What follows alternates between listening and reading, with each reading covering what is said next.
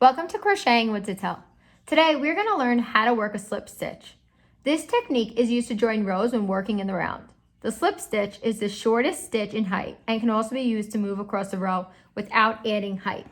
I'm going to demonstrate how you will make a slip stitch in the round. So let's get started. The first thing you want to do is make your chain. I chained 7 here. Then you're going to take your hook and you're going to insert it into the center of the first chain. So simply insert your hook through the center, yarn over, and then go through both, joining and making a circle. So there you have it. You just did your first slip stitch to join. Okay, that's one way. I'm going to show you another way now.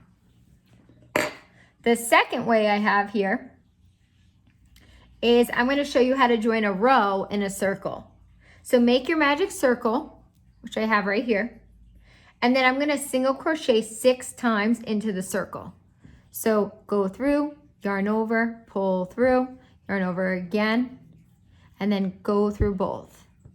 If you don't know how to single crochet, you can refer back to ZITELLE's channel where I have a video on how to do that. 3, 4, 5, and one more, 6. Now, with every magic circle, we have a tail, and you just pull on the tail to make the circle smaller.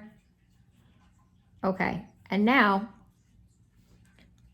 to combine it, find the first single crochet right here, and insert your hook under the stitch, yarn over, go through both, and then pull. Remember to make sure that the hook is inserted through both loops, and then yarn over and then pull through both loops. So now you have joined the round of your single crochets. If you haven't done so already, please subscribe to our channel. If you have questions, we'll answer them. If you have comments, we'll read them. See you next time.